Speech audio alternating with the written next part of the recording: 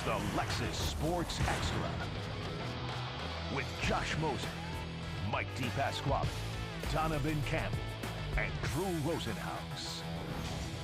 Hi, everybody. Welcome inside our Channel 7 studios. This is Lexus Sports Extra. I'm Josh Moser. We start tonight with the Heat, the NBA beginning its final week of the regular season. Miami and Indianapolis in a battle for the 6th seed in the East against the Pacers. Remember, the 7th spot drops a team into the dreaded play-in tournament. We jump straight to the 4th. Heat trying to play catch-up. Miami losing TJ McConnell on the back cut. Easy deuce puts Indy up 15. Under 5 to play, Jimmy Butler strong to the rack, gets the roll. It's a 4-point game.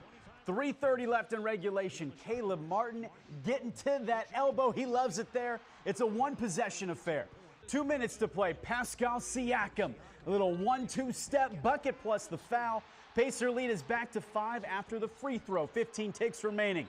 Tyler Hero off the screen and bang. Man, is he clutch. It's a 1-point game. 3 seconds left. Pacers inbound and play keep away. Time expiring on the Heat. Miami coming up 2 points shy in a crucial game with major playoff implications. 117-115 is the final. When you say that there's games with meaning, that also means there's games with consequences. For it to have meaning, there's consequences if you lose. And that's the whole point of all of this right now in both conferences. There's going to be wild swings of emotion, and the discipline is to rally around each other, focus on the task at hand. This Heat loss really hurting Miami in the standings and in any tiebreaker scenario. Miami now dropping to the 8th spot in the East, 2 games back of the Pacers, 3 behind the Cavs for the 5 spot. Miami needing to run the table with just 4 games remaining. For more on the Heat, we bring in our insider. He is Ethan Skolnick. And Ethan, the Heat needed this game so badly. What does this loss do for their playoff resume? Well, it just means that nothing's in their control anymore. I mean, they're going to be at worst in the play-in, at worst an 8th seed. But this was an opportunity to grab at least the 6. And you would have had a tiebreaker on Indiana. You would have been ahead of Indiana. And you also would have had a tiebreaker in a 3-way situation between Indiana, Philadelphia, and Miami. And you just needed to come out with better effort from the start. You know, we can talk about the mad scramble at the end and some of the calls and some of the shots. And a lot of that is valid. But look, you can't be allowing TJ McConnell to look like Michael Jordan against you in the first half. And there's been too many times this year that the Heat have just not come out with the requisite energy in the first half of games, and then they are scrambling to get back in them. And this time they just couldn't get all the way up the hill. So it's an incredibly damaging loss. This is not a team in Indiana that the Heat were supposed to be behind this year. The Pacers are in an early stage of their build. Miami is deep into their build behind Jimmy Butler. And you needed to get this game, and you didn't. Second game back today for Tyler Hero. He missed 20 due to injury. He got the minutes tonight over Duncan Robinson, who has started, but Duncan really hasn't looked right to me since he hurt his back. How do you expect head coach Erik Spoelstra to utilize those two moving forward? It's funny. We talked about this on my podcast 5 on the floor. I felt that Tyler accepting the bench role, letting Duncan play with the starters, was the right way to go. But that's if Duncan's healthy, and Duncan doesn't look healthy. He played only 12 minutes tonight, 0 of 4 from the field, all from 3. But it's not just the shooting. Since he hurt his back, and I think he's been back for 4 or 5 games, we haven't seen the really cool stuff we saw from Duncan earlier this season. The off-ball cutting, the playmaking, all the things that were causing us to say he was one of the most improved players in the league. He doesn't look right. And if that's the case, then maybe with a back-to-back coming up, he sits the front end of it. And maybe that's an opportunity to put Tyler Hero back in the starting lineup, which we keep having the same discussion. It feels like deck chairs on the Titanic a little bit. But at this stage, the Duncan that we saw earlier in the year, I would keep him in the starting lineup. The Duncan that we've seen lately, that's one of the reasons I think they've been playing at a deficit early in games lately. He looks like he's playing at 60%. And that's, I credit to him for going out there. But I think there may be an opportunity here for a change. It's the Hawks on the road, Dallas at home, then 2 more at the Kaseya Center against the Raptors to close out the regular season. Ethan, what do you expect in these final 4 regular season matchups? Well, those last two games against Toronto, although Toronto did step up and beat Milwaukee and end a 15-game losing streak, Toronto has incentive to lose. They keep their pick if it's a top six pick, which means they're a bottom six team. And right now, they are the sixth worst team in the league. So I don't expect the Raptors to put up a ton of fight. The swing game is really the Dallas game. They should win in Atlanta. Second night of a back-to-back. Dallas still playing for something. They're trying to get out of the play-in or solidify their regular playoff spot. And we know what Luka can do. And Luka tends to play really well in Miami. So it's going to be a challenging game. But look, Miami really does need to run the table now. I mean, no way around it. I felt they needed to get the Indiana game. But their only hope to get out of the play-in and start in the sixth seed would be to win these last four games. Ethan, here we go. It's almost playoff time. We will see if the Heat can make another run. Thank you so much for all the updates and insight. Thank you, Josh. To the NFL, the Dolphins choosing to sign veteran safety Jordan Poyer, locking up the back end of their secondary and free agency, and Fins fans very familiar. Former first-team All-Pro spending 7 years in Buffalo. Poyer will now play opposite Javon Holland, and Dolphins tight end Julian Hill most likely remembering this big hit by Poyer this season.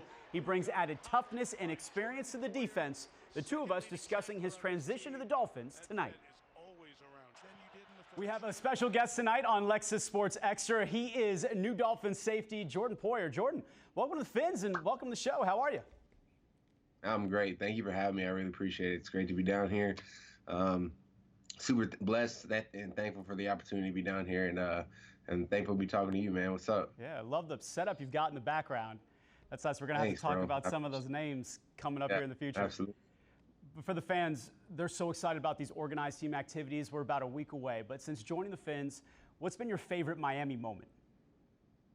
Oh, man. Holy cow. I mean, obviously the facility is just state of the art, man. I was able to obviously go sign my deal there, and I've gone to the facility a couple of times since then just to do some workouts and get acclimated, meet some of the guys, meet some of the people in the organization, and just a really awesome organization, really awesome facilities that they have here.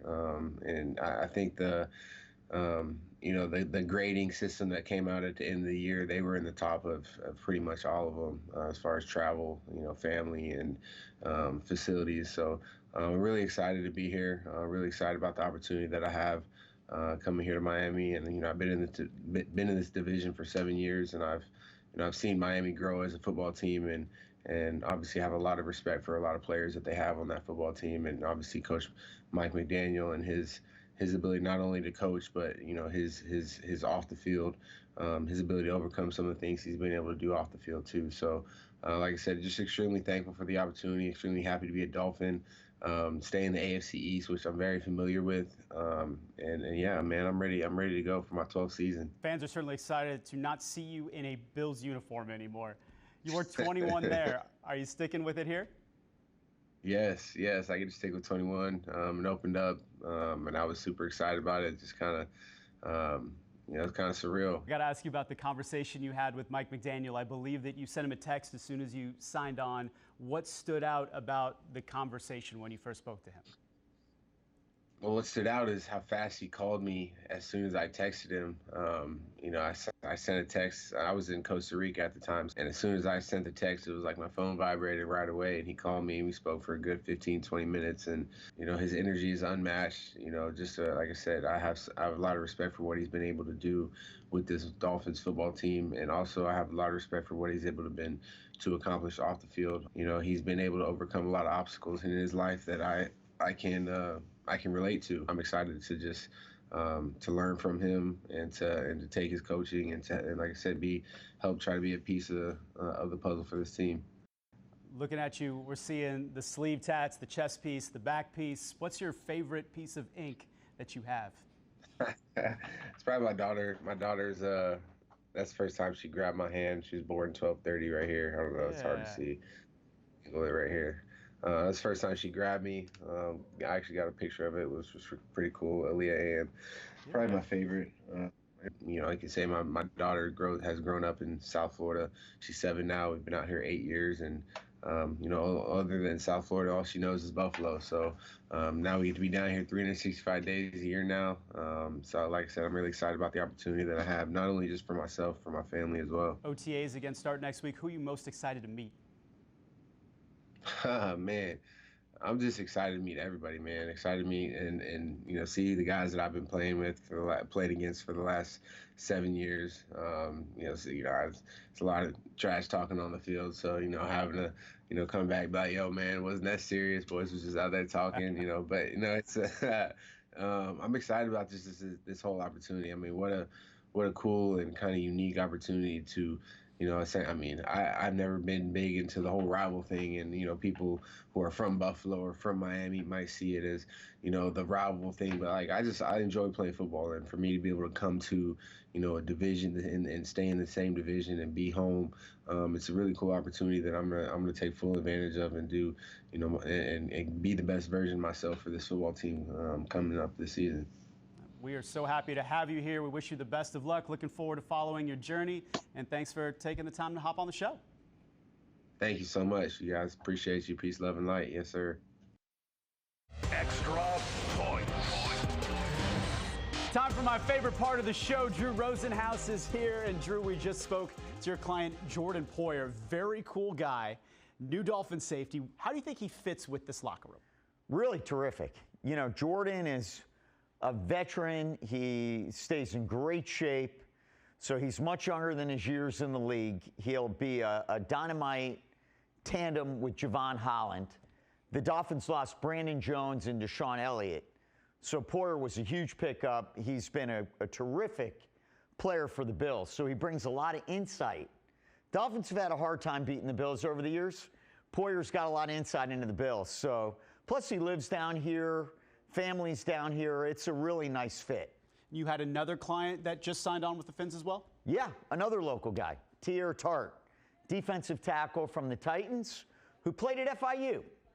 Poyer, like Jordan, like Braxton, like so many of our guys that signed, took less money to come here. He had two other teams that were offering more money, significantly more money, but he wanted to come here. And this is a great opportunity for him. He's a very talented nose tackle. Last year was a rough season for him, but he's had a very good career. The Dolphins have Zach Sealer and a really unestablished young interior. They lost Christian Wilkins, Raekwon Davis. Poyer's going to really have a chance to help fill that gap. Hopefully it's a much better defense this year. And the fans, they're just wanting any sort of Dolphins information, kind of a dead period until the draft. What do these next 3 weeks look like for you as an agent? Well, we do have free agent signings. We got a big extension done this week for Derek Brown with the Carolina Panthers, 4 years for $96 million. We had 9 guys at the Combine. We should have a top 10 pick in J.C. Latham, the offensive lineman for Alabama. Forget about it, Dolphin fans. Dolphin fans who are dreaming about JC, he's not making it all the way down to 21. But what I can say is a lot of draft stuff, still free agency, contract extensions for me.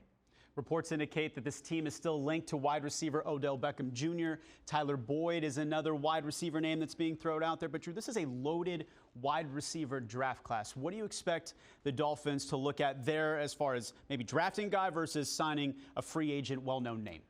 Well, the nice thing about signing a veteran is that when you sign vets, you can go into the draft and you don't worry about need. You just take the best available player. I think the Dolphins are definitely looking at, Beckham. There's a lot of action back and forth. It's a money deal. Boyd would be less expensive than Beckham, but both guys are very established veterans who would bring a lot to the football team. Drew, in other NFL news, wide receiver Stephon Diggs reportedly paying a teammate $100,000 so that he could wear number 1 in Houston. What's the most amount of money you've had a client spend to get a specific jersey? Can't think of 100,000, but we've at least had guys spend thousands, tens of thousands. I remember Clinton Portis, we negotiated a deal for him when he went to Washington. But I understand Diggs doing it. He's making $21 million. You can afford $100,000. if that's the jersey that you feel good about, you want to play in, who can fault them? Yeah. Look good, feel good, play good. Drew, thanks so much for the time as always. Sure. The best right there. Panthers coming off a brutal 10-game stretch in just 17 days, going 3-5-2. Now need to stack wins in their final 4 games of the regular season, trying to climb out of that 4th spot in the East. And the Cats rallying back against the Bruins in Boston this weekend, tying the game at 2 in the 3rd period. Sasha Barkov netting the equalizer to force overtime. However, Jasper Boquist able to beat Sergei Bobrovsky for the game-winning goal. I thought last game and this game, believe it or not, looked very similar. It's just you're playing a different team and they have a different style, and you're not going to get as much offense. And then thought we did a really good job with our focus there with all the penalties. With what we've kind of had over the last 10 games, I like the way we played. I like the night we got better in the 3rd period when we had nothing in the tank to do that. They pushed through it. So I was happy with the effort. Disappointed in the result, but really happy with the effort. It's Ottawa Tuesday and Columbus on Thursday. We'll see if the Cats can move up in those Eastern Conference standings. Coming up, will the Marlins finally snap their Major League Baseball worst 9-game losing streak to start the season? Plus, will it be Caitlin Clark in Iowa or undefeated South Carolina claiming the college women's basketball crown? This and more when Lexus Sports Extra returns.